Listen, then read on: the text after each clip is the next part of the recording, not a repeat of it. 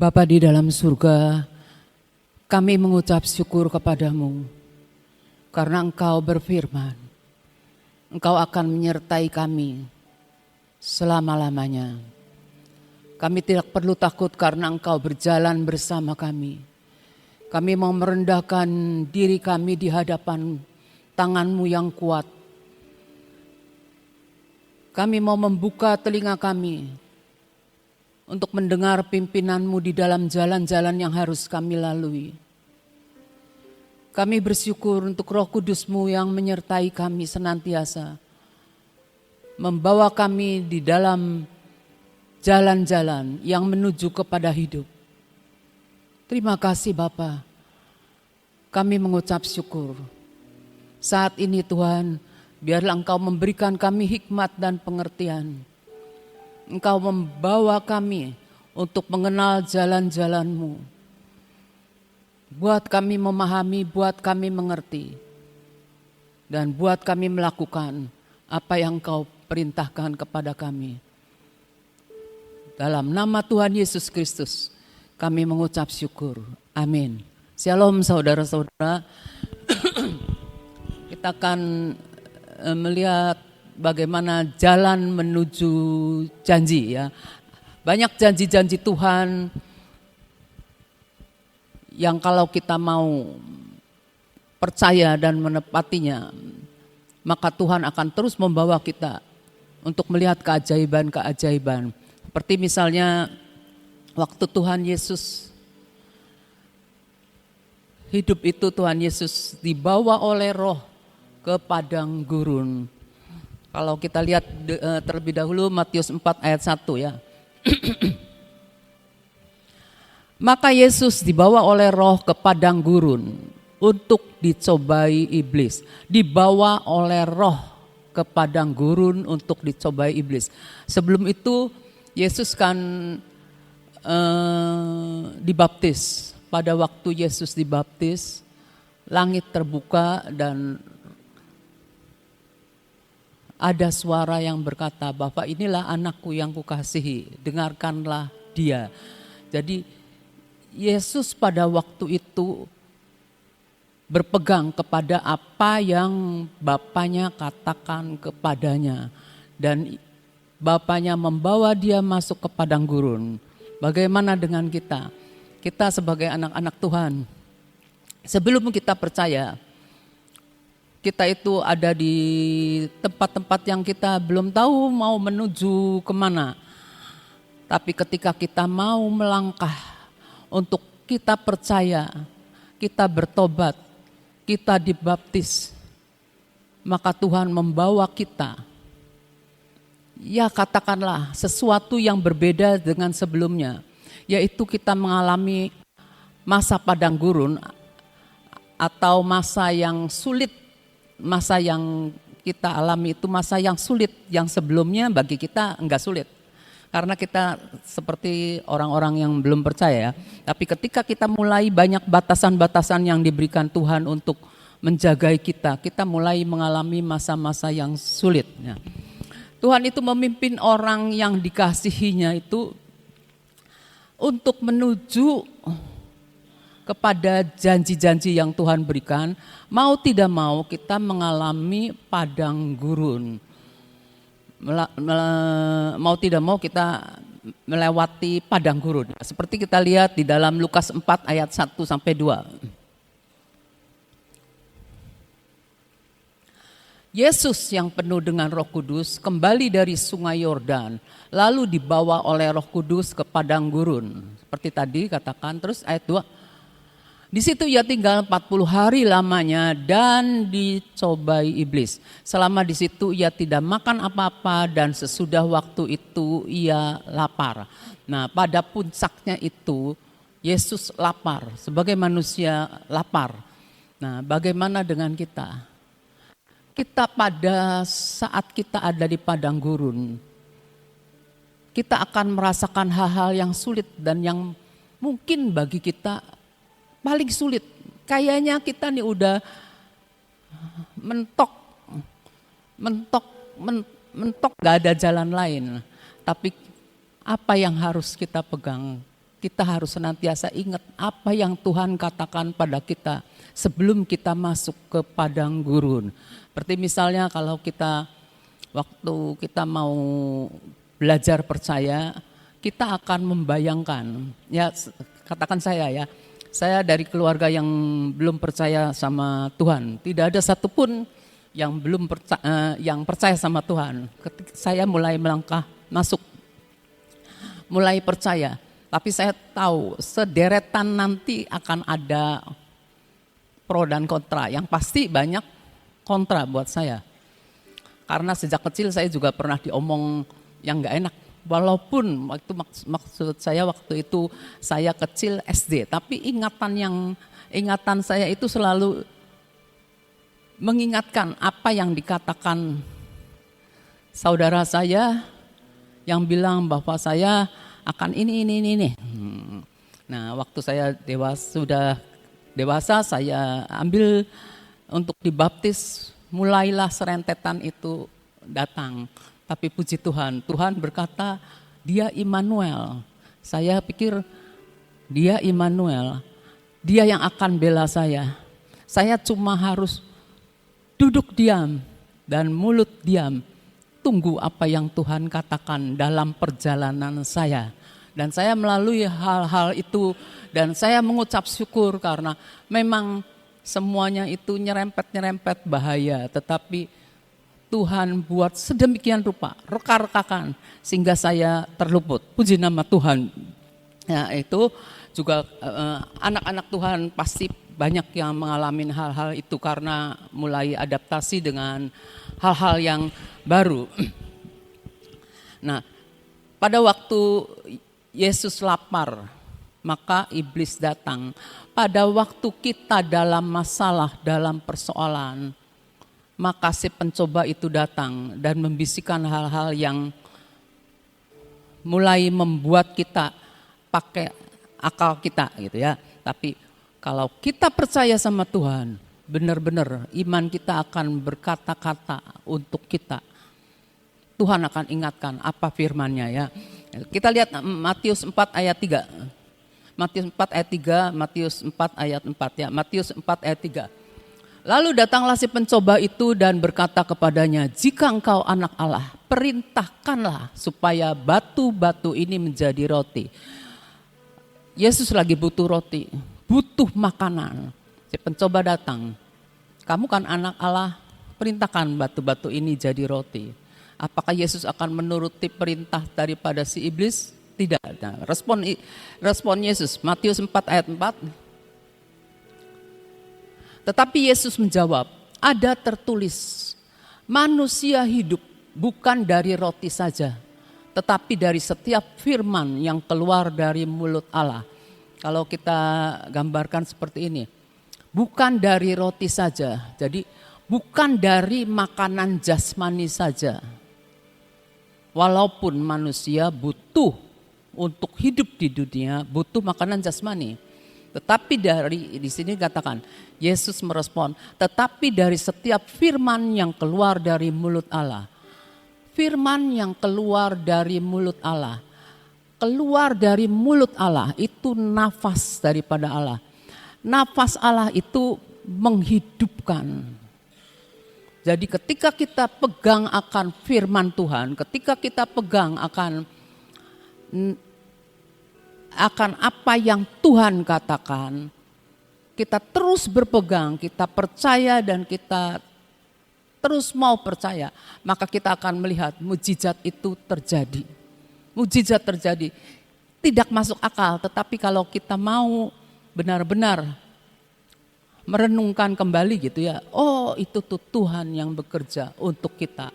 Kita mau lihat apa yang dikatakan bahwa Yesus mengucapkan meresponi hal ini dengan sesuai dengan apa yang tertulis seperti firman yang dia ketahui, yang Tuhan ketahui ya. Kita lihat Ibrani 4 ayat 15. Sebab imam besar yang kita punya bukanlah imam besar yang tidak dapat turut merasakan kelemahan-kelemahan kita. Puji Tuhan. Ini Yesus adalah 100% manusia, jadi dia bisa merasakan kelemahan-kelemahan kita. Sebaliknya sama dengan kita, ia telah dicobai. Yesus juga telah dicobai. Kita dicobai, tapi hanya tidak berbuat dosa. Kalau kita mau meneladan Tuhan Yesus, bagaimana ketika kita dicobai, kita ingat, jangan berbuat dosa, ya. Ibrani 4 ayat 15, ya. Nah, terus kita lihat bahwa seperti orang Israel setelah keluar dari Mesir itu menyeberangi Laut Merah dan mendapati bahwa tiba-tiba kok ada di padang gurun. Terus puter-puter di padang gurun. Karena apa? Karena ngomel. Kita juga gitu kan kalau kita lagi ngalamin hal-hal yang gak enak. Pertama kali ya seperti biasa. Lama-lama keluarlah mulai omelan sedikit, lama-lama ngomel terus sampai kita ditegur baru iya ya kita nih lagi ngomel gitu ya, lagi ngomel gitu. Jadi kita belajar gitu ya, jangan sampai seperti bangsa Israel nanti putar-putar nggak kelar-kelar padahal sih deket sekali gitu ya. Kita lihat Ulangan 8 ayat 2. Ingatlah kepada seluruh perjalanan yang kau lakukan atas kehendak Tuhan Allahmu. Jadi kita harus ingat semua kalau kita masuk ke padang gurun, masa-masa yang sulit itu kita ingat. Itu kan kehendak Tuhan, tapi Tuhan itu bukan hendak mempermalukan kita, bukan hendak membawa kita menderita, bukan hendak membawa kita menista. Enggak. Ya, di sini dikatakan ingatlah kepada seluruh perjalanan yang kau lakukan atas kehendak Tuhan Allahmu. Ini ngomong sama orang Israel ya. Di padang gurun selama 40 tahun ini dengan maksud merendahkan hatimu. Jadi kita pada waktu mengalami hal-hal yang sulit kita harus merendahkan hati kita. Kalau orang merendahkan hati itu ketika kita dinasihati kita terima. Ketika kita diberitahu kita terima, jangan karep dewek, jangan benar sendiri, nganggap benar sendiri gitu ya. Dengan maksud merendahkan hatimu dan mencobai engkau untuk mengetahui apa yang ada dalam hatimu, dalam hati kita nih, pengen tahu apa gitu ya. Kalau ngomel berarti kita kurang percaya, kalau kita kurang percaya kita sulit untuk masuk ke tanah perjanjian, sulit untuk menikmati janji Tuhan. Apakah engkau berpegang pada perintahnya atau tidak? Jadi yang kita harus pegang itu firman Tuhan. Kita hidup bukan dari roti saja tapi dari setiap firman yang keluar dari mulut Allah. Dari setiap nafas Allah yang memberi hidup itu kita yang pegang. Kita pegang itu ya. Terus kita lihat lagi bahwa Ulangan 8 ayat 3.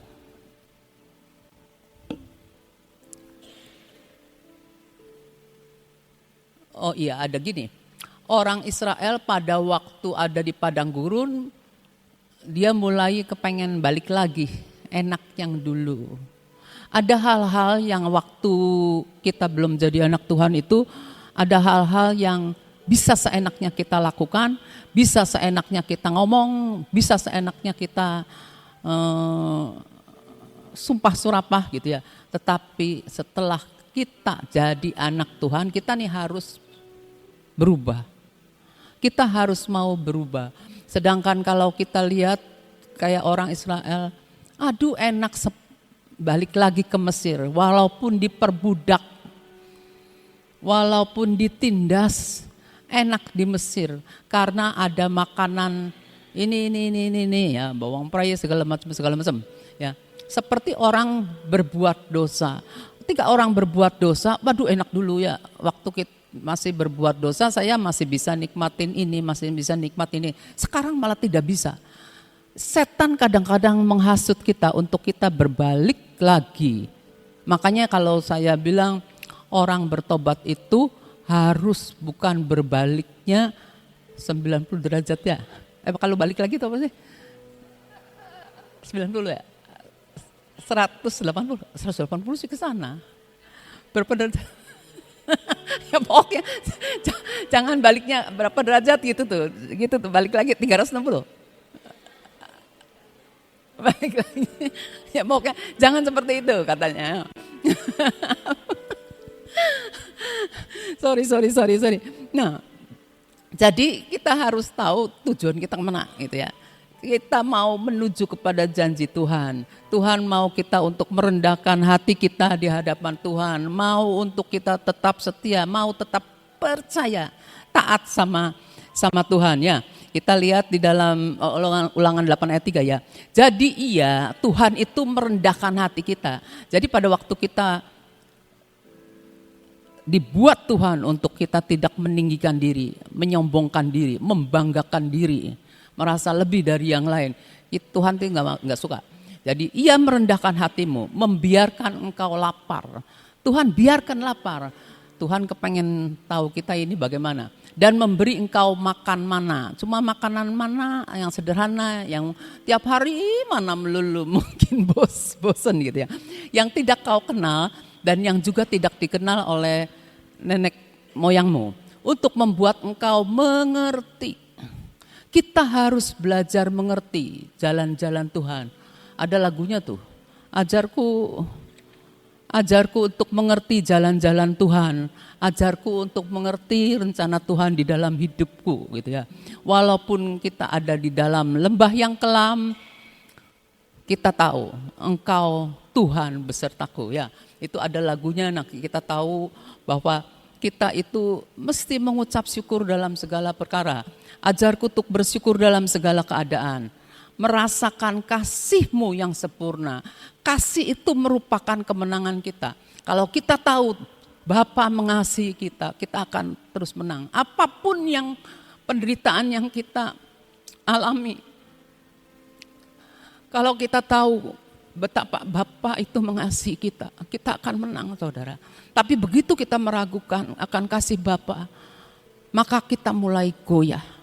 Ketika kita goyah, iblis akan mulai menggocok kita dengan hal-hal lain yang membuat kita makin lemah ya. Kita harus senantiasa ingat, kasih itu merupakan kemenangan buat kita.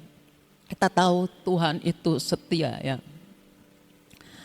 Bahkan dikatakan di lagu itu ya, jalan Tuhan itu adil dan benar. Rencana Tuhan sungguh sempurna. Gunung batu kita yang tidak akan goyah. Tuhan yang memegang hari esok kita. Hari esok kita, Tuhan yang pegang. Tuhan yang pegang dan bukan manusia. Karena Tuhan itu yang berdaulat. Dan Tuhan itu menuntun setiap langkah jalan-jalan kita. Bersama Tuhan kita tidak akan goyah. Dia gunung batu kita.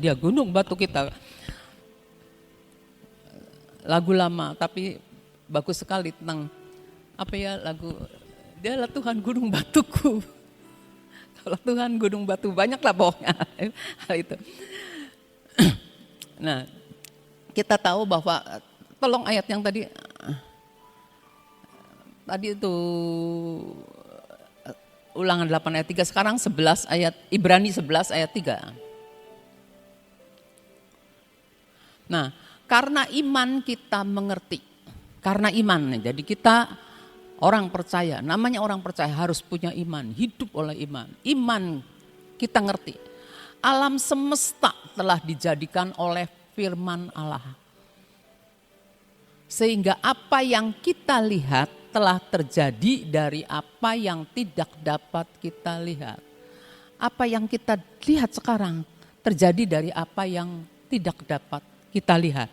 Nah, kalau kita pikirkan gitu ya, yang penting itu adalah pengetahuan bahwa kita tidak hidup dari apa yang kita bisa lakukan. Jadi kita tidak hidup hanya oleh apa yang bisa kita lakukan. Jadi jangan menggantungkan hidup kita pada apa yang bisa kita lakukan. Ya. Dengan tangan kita. Melainkan kita ini harus mengandalkan Tuhan. Karena apa yang Tuhan ciptakan melalui firman-Nya itu Tuhan sediakan buat kita. Masa-masa ini banyak orang yang membutuhkan bukti. Tapi untuk masuk ke dalam satu dimensi yang Tuhan mau, kadang-kadang orang mulai ragu, mikir gitu ya. Nah, di sini kita harus belajar bahwa seperti firman ini ya, bahwa kita mau hidup mengandalkan Tuhan karena Tuhan sanggup menciptakan melalui firman-Nya. Kita lihat di Mazmur 32 ya. Mazmur 32 ayat 8. Nah, aku hendak mengajar dan menunjukkan kepadamu jalan yang harus kau tempuh. Kadang kalau baca firman kadang gini, aku hendak mengajar dan menunjukkan jalan yang harus ditempuh. Jalan yang ditempuh. Padahal ini ada harus, jadi ada yang mau tidak mau, saya harus lewatin sini gitu ya. Mau tidak mau, enak nggak enak, pokoknya harus lewat situ gitu ya. Tuhan hendak memberi nasihat dan mata Tuhan tertuju kepada kita ya, tertuju kepadamu. Aku hendak memberi nasihat. Jadi di dalam kita menjalani yang masa sulit, di mana kita ada di padang gurun, kering gitu ya, membutuhkan air, nggak ada siapa-siapa. Tapi kita punya Tuhan Immanuel, Dia yang akan beri nasihat. Mata Tuhan tertuju kepada kita senantiasa, tidak akan membiarkan kita. Dia mengasihi kita. Dan itulah saat-saat yang mana kita itu benar-benar kepengen ngalamin Tuhan. Tuhan beri saya pengalaman. Kalau tanpa pengalaman dalam hidup ini, maka kita ini akan goyah. Karena daging itu senantiasa narik kita. Apabila roh kita tidak dikuatkan, apabila kita tidak memberi makan manusia roh kita bisa goyah.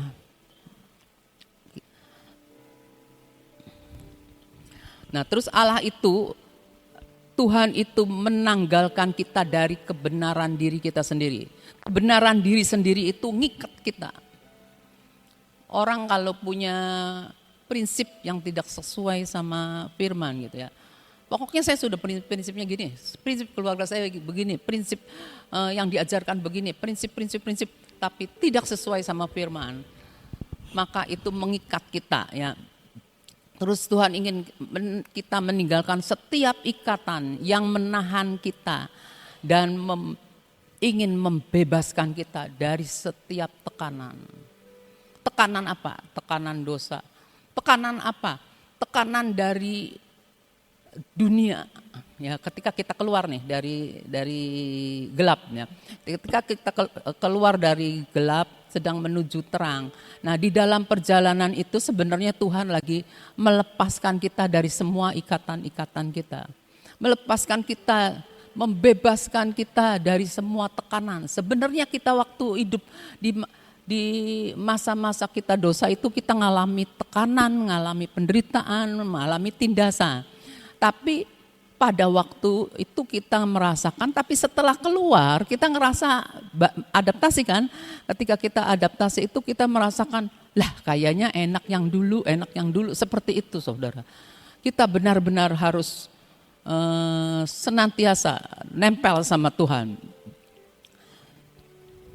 Sekarang kita harus tahu ya bahwa benar-benar bahwa kita itu ingin hidup mengandalkan Tuhan. Masa-masa kini kita harus benar-benar mengandalkan Tuhan. Saya kalau lihat di mall, hati saya cukup terenyuh juga karena orang masuk mall beberapa tapi belanjanya enggak. Golet adem-adem gitu ya. Cari adem-adem. Cari tempat yang enak buat ngobrol gitu ya. Saya sampai ikut mikir, kemarinnya ini saya baru ke TSB. Itu yang belanja siapa ya Tuhan banyak. Nantinya bagaimana bayarnya? Ikut pusing saudara. Benar, ikut pusing. Pikir nanti bagaimana? Udahlah, pikir saya tuh cepet keluar saja sudah. Jadi jangan memusingkan hal-hal yang bukan bagian kita ya. Nah, jadi kita nih harus benar-benar sadar sumber kita yang tidak pernah kering adalah Tuhan yang menyediakan persediaan supranatural. Sedangkan untuk masuk ke supranatural kita harus punya iman.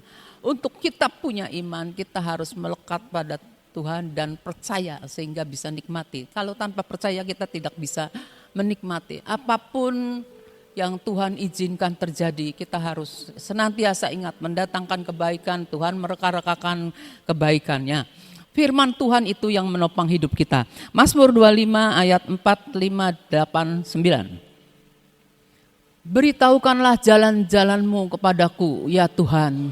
Tunjukkanlah itu kepadaku. 5. Bawalah aku berjalan dalam kebenaranmu, bukan kebenaran diri sendiri.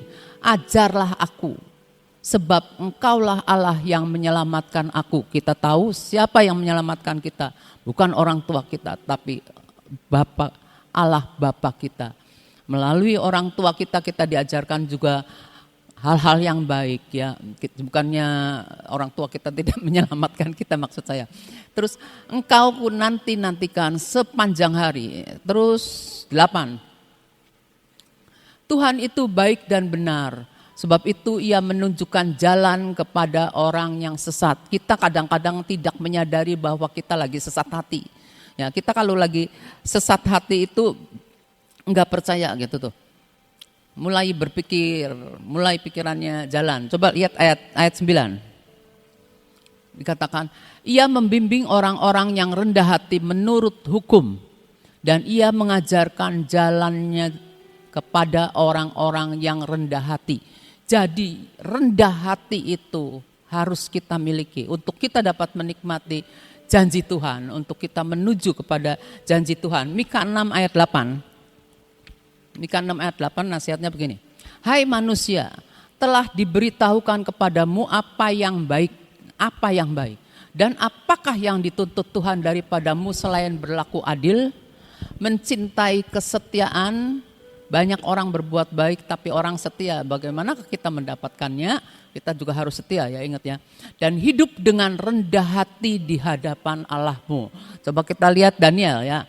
Daniel itu minta apa dari Tuhan dan Tuhan mendengarkannya.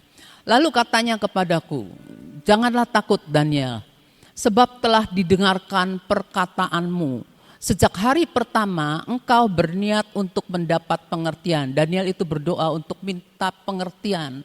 Tuhan berikan aku pengertiannya. Nah, mendapat pengertian dan merendahkan dirimu di hadapan Allahmu. Dan aku datang oleh karena perkataanmu itu. Terus kita lihat 11 ayat 32. Jadi Daniel merendahkan diri. Terus ayat 32. Dan orang-orang yang berlaku fasik. Orang fasik itu ya, tapi tidak melakukannya. Berlaku fasik terhadap perjanjian akan dibujuk oleh si jahat ya. Dibujuknya sampai murtad dengan kata-kata licin. Kata-kata licin tuh orang kalau jalan ada di dalam jalan licin tuh bisa jalan tiba-tiba tergelincir gitu tuh. Enggak nyadarin bahwa itu bahaya gitu ya. Tetapi umat yang mengenal Allahnya. Jadi kita minta mengenal Tuhan, mengenal jalan-jalan Tuhan ya. Tetapi umat yang mengenal Allahnya akan tetap kuat dan akan bertindak. Ini Daniel. Daniel itu diberikan penglihatan untuk masa-masa akhir ya. Jadi kita harus kenal siapa Allah kita. Kita harus tetap kuat di dalam Tuhan. Maka kita akan bertindak, maka kita akan tetap berdiri gitu ya. Terus Daniel 12 ayat 10. Ini katakan begini. Banyak orang akan disucikan dan dimurnikan dan diuji. Tetapi orang-orang fasik akan berlaku fasik. Tidak seorang pun dari orang fasik itu akan memahaminya. Tetapi orang-orang bijaksana akan memahaminya. Kita tahu kalau orang yang bijaksana adalah orang yang mendengar firman dan melakukannya. Jadi kita benar-benar harus memahami dan mengerti arti sebenarnya dari setiap firman yang keluar dari mulut Allah, dari nafas Allah yang adalah roh dan menghidupkan. Itu aja yang saya bisa bagikan. Tuhan memberkati. Saudara, dalam kehidupan itu setiap orang akan menghadapi apa yang dinamakan suatu ujian ya. Anak sekolah untuk naik kelas harus masuk dalam tes ya, masuk ujian. Dalam kehidupan kita sebagai anak-anak Tuhan, itu senantiasa Tuhan tuh bawa kita masuk di dalam pengujian-pengujian. Seorang yang dapat dikatakan menjadi seorang champion, menjadi seorang juara, itu perlu ada pertandingan. Demikian juga dalam kehidupan kita, kekristenan kita, Tuhan juga akan memberikan sesuatu hal yang dinamakan pengujian. Ya. Masuk di dalam yang dinamakan padang gurun, itu suatu ujian. Dan apakah Tuhan biarkan? Tidak. Seorang guru yang baik, sebelum anaknya ini, anak-anak didiknya, itu masuk dalam tes, itu diajarin dulu. Betul enggak? Ya. Tetapi gini, gurunya di sini, muridnya ada 10 misalnya ya. Pelajarannya sama. Ya. Guru itu memberi pelajaran yang sama, memberi sesuatu prepare ya. Ngajarin dulu, nanti bakalnya mau ada tes. Sebelumnya kamu tak ajar, ini loh bahan tes. Tujuannya apa? Supaya dia dapat mengatasi akan testing itu. Saudara, tapi setiap anak kan punya penangkapan yang berbeda ya. Yang satu nangkepnya bisa 100%, yang satu 80, yang satu 60, yang satu cuman 10 ya. Tapi di rumah masing-masing anaknya gak mau belajar dengan sungguh-sungguh. Saat tes ada yang lulus dan ada yang tidak. Itu gambaran dalam hidup saudara. Setiap hari Tuhan itu sudah berikan, ini ada Alkitab, dibaca. Ada yang mau baca cuman sekedar lewat aja, gak mau baca. Dan gak mau praktekkan apa yang Tuhan sudah berikan. Semua itu sebetulnya sudah di-prepare sama Tuhan. Jadi pada saat kita itu menghadapi yang namanya testing, sebetulnya semuanya itu sudah di-prepare sama Tuhan. Yang saya rindukan dalam hidup kita, ayo sama-sama belajar. Dengar firman, menjadi pelaku firman. Dengar firman, menjadi pelaku firman. Kita akan dalam menghadapi apapun, kita akan menang. Hal yang kedua, jalan menuju janji itu tidak selalu mulus kan. Ada yang dinamakan penghalang-penghalang. Tapi kalau kita prepare dalam hal seperti yang dialami tadi dengan Daniel, berikan aku roh pengertian, beri aku rendah hati, beri aku kesetiaan, dan itu dipraktekkan. Kita pasti akan mengalami kemenangan dan semua janji Tuhan akan menjadi milik saudara dan saya. Amin. Hal yang kedua saya mengingatkan, jangan lupa ya, besok adalah hari yang luar biasa. Hari yang kita nanti-nantikan, yaitu suatu kebaktian Pondok Daud, pemulihan. Ya, sebenarnya saya selalu mengingatkan, kenapa sih harus ada pemulihan Pondok Daud? Sebetulnya kesukaan Tuhan kalau saudara dan saya menjadi penyembah-penyembah yang pas di hatinya. Ya, yang pas di hatinya. Saudara, kalau kita punya anak ya, anak itu selalu menyenangkan, selalu membuat kita itu suasana menjadi berbeda, itu lain ya. Suasana akan lain. Kalau saudara dan saya itu bisa menyembah Tuhan sampai bisa Tuhannya,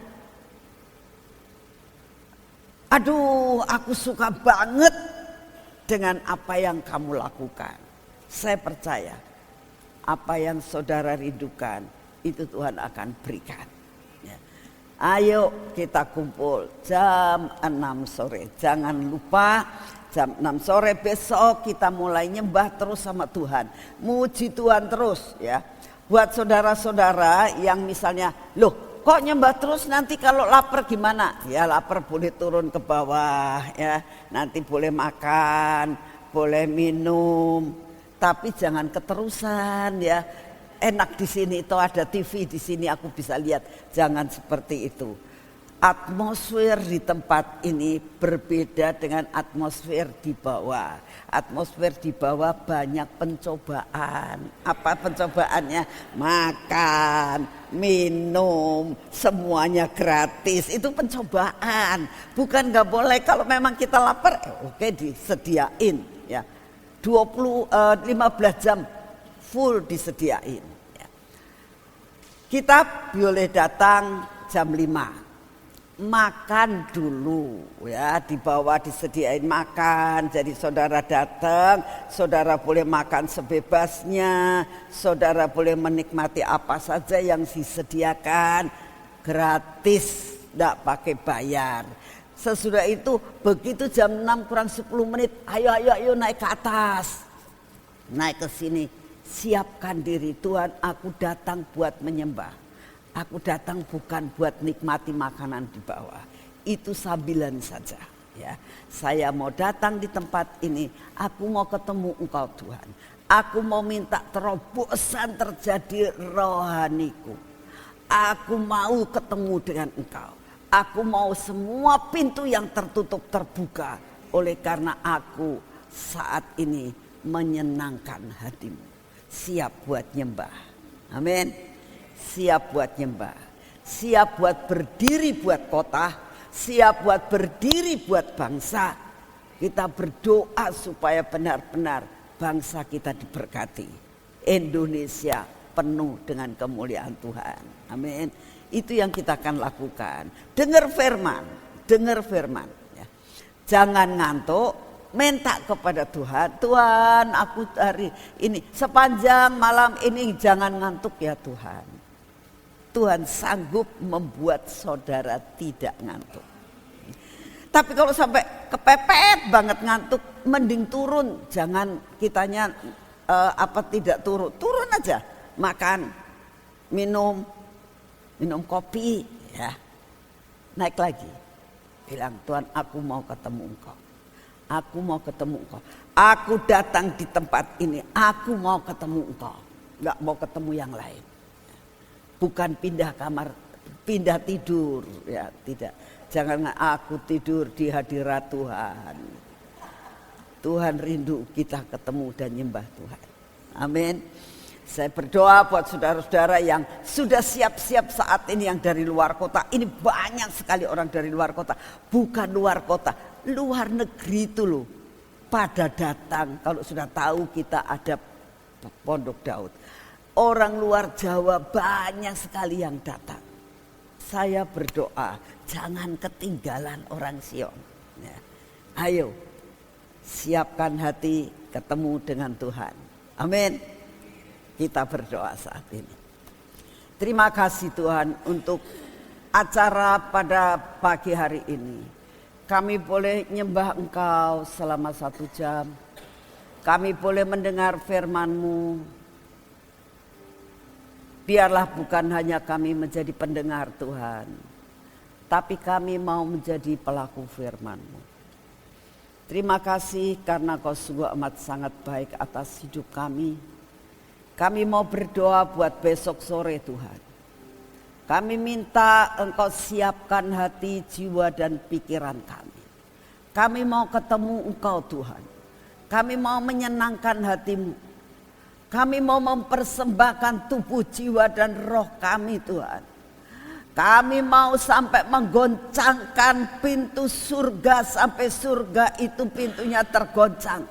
Dan Kau melihat ada apa ini pintu surga tergoncang.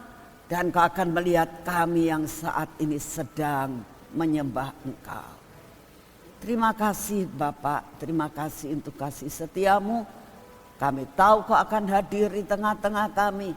Engkau akan membuat acara yang spektakuler di tempat ini selama 15 jam. Satu hal kami minta dalam nama-Mu. Buat kami tidak ngantuk Tuhan. Sampai selesai Tuhan. Terus tetap segar. Setiap pujian kami boleh menikmati, setiap firman kami boleh tangkap, setiap tindakan kami boleh lakukan. Terima kasih untuk kasih setiamu. Kami percaya Tuhan, kami sedang menanti-nantikan apa yang sedang Engkau lakukan untuk tempat ini. Karena kami tahu Tuhan, semua lubang akan Kau tutup, dan kami percaya apa yang Kau janjikan. Firman jadi daging, seluruh pintu akan terbuka. Pintu untuk pelayanan, pintu untuk lawatan, pintu untuk pekerjaan, pintu untuk ladang baru. Kami tahu Kau sedang menyediakan segala-galanya. Dan buat mata kami melihat akan cara kerja-Mu yang luar biasa di tempat ini. Bapak, kami berdoa, surga menyentuh bumi. Kami tahu ada portal-portal yang akan terbuka Tuhan. Sehingga kami tahu banyak perkara yang Engkau akan lakukan di tempat ini. Mujizat-Mu akan terjadi. Segala sesuatu yang supranatural Engkau akan nyatakan di tempat ini. Sehingga mata kami tercelik dan kami melihat Yesus itu ajaib. Terima kasih Bapak, kami sangat percaya buat kami menikmati keajaiban-Mu, menikmati akan sentuhan-Mu Tuhan. Terima kasih untuk semuanya. Kami minta di dalam nama-Mu Tuhan, biarlah ada roh kesehatian di antara kami, sederap dan selangkah. Sampai hujan awal, hujan akhir terjadi di tempat ini Tuhan. Engkau yang akan melakukan perkara yang luar biasa. Kota ini menjadi kota penutup di akhir zaman. Dan kami akan melihat lawatan-Mu. Kami akan melihat banyak terjadi pertobatan. Kami kembali kepada posisi kami yang sebenarnya. Terima kasih Bapak, terima kasih Tuhan Yesus, terima kasih Tuhan Roh Kudus. Karena kami tahu Engkau luar biasa atas hidup kami. Saat ini kami datang di hadapan-Mu Tuhan. Kami berdoa buat bangsa dan negara kami. Engkau tahu kalau kami mendengar berita-berita baik tentang megatrust, akan ada tsunami, akan ada banjir, akan ada gempa bumi. Banyak sekali saat-saat ini ada demo-demo. Tuhan, roh ketidakpuasan mulai melanda. Kami berdoa Tuhan, Engkau berikan damai sejahtera-Mu buat bangsa ini. Engkau berikan roh ketenangan buat bangsa ini. Lepaskan Tuhan damai-Mu. Hancurkan semua roh ketidakpuasan. Hancurkan semua roh provokasi Tuhan. Roh-roh yang ingin menghancurkan akan bangsa ini. Ingin juga untuk merusak akan bangsa ini. Tuhan, kami berdoa Bapak, beri roh pertobatan, roh kesadaran Tuhan, karena yang dirusak adalah bangsa kami. Kami minta di dalam nama-Mu, Engkau yang akan memberikan roh ketenangan, karena tidak ada sesuatu hal yang tidak dapat diselesaikan. Kami percaya Tuhan, waktunya tiba, Engkau akan membuat perkara-perkara yang baik. Damai-Mu terjadi di bangsa dan negara kami. Lawatan-Mu akan terjadi buat bangsa dan negara kami.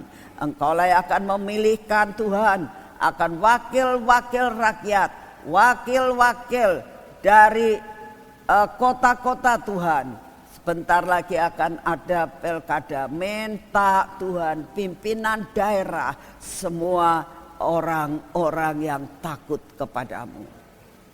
Buat yang Engkau pilih adalah orang-orang yang cinta akan kotanya masing-masing. Dipilih untuk membangun Tuhan. Dipilih untuk membangun. Kami sangat merindukan Tuhan, damai-Mu melanda seluruh Indonesia. Inilah doa yang kami naikkan di hadapan-Mu. Apapun yang akan terjadi mengenai masalah musibah-musibah, kami persembahkan kepadamu. Engkau Bapa yang akan memegang kendali dalam segala perkara. Terima kasih untuk kasih setiamu Bapa. Kami mengucap syukur karena Kau sungguh baik. Dan saat ini Tuhan, kami datang di hadapan-Mu, kami butuh Engkau Tuhan.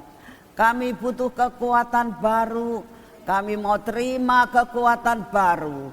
Kami mau terima akan daya tambahan tubuh yang baru memasuki hidup kami. Sehingga kami kuat dan sehat sampai menjalani seluruh kehidupan dan panggilan kami.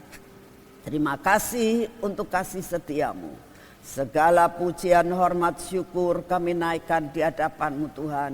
Biarlah Engkau yang dimuliakan dari sekarang sampai selama-lamanya. Mari saudara bangkit berdiri. Setiap pagi kami akan melakukan pengurapan. Seperti Daud, begitu Daud diurapi, maka akan terjadi perkara yang ajaib. Roh Allah menguasai akan Daud. Jadi kita akan melakukan pengurapan, minta supaya Roh Allah menguasai kita dalam melakukan segala tugas dan kewajiban kita pada hari ini. Di dalam nama Tuhan Yesus, kami minta pengurapan-Mu terjadi atas seluruh kehidupan kami sepanjang hari ini ya Tuhan. Biarlah sepanjang hari ini Engkau memimpin kami. Engkau berdaulat atas hidup kami. Berdaulat atas mata kami. Atas telinga kami ya Tuhan. Atas bibir mulut kami Tuhan. Atas hati kami. Dan Engkau yang akan menghancurkan semua yang tidak baik dalam hidup kami. Menutup semua lubang-lubang yang ada dalam hidup kami. Terima kasih untuk kasih setia-Mu. Bapa, tangan kami persembahkan kepadamu. Kami urapi minyak Tuhan. Biarlah apa yang kami kerjakan hari ini menjadi berhasil. Semua berkat-Mu kami terima dengan utuh. Dan pimpinan-Mu kami rasakan hari ini. Bapa, ini kaki kami. Kami juga urapi kaki kami Tuhan. Sehingga perjalanan kami hari ini menjadi perjalanan yang berhasil. Engkau pimpin kaki kami untuk melangkah pada jalan yang benar. Dan tidak melangkah kepada perkara-perkara yang membuat kami berbuat dosa. Terima kasih Bapa. Segala pujian, hormat, syukur kami naikkan di hadapan-Mu. Engkau Bapa yang luar biasa. Dalam nama Tuhan Yesus. Amin. Selamat pagi, Tuhan memberkati saudara semuanya.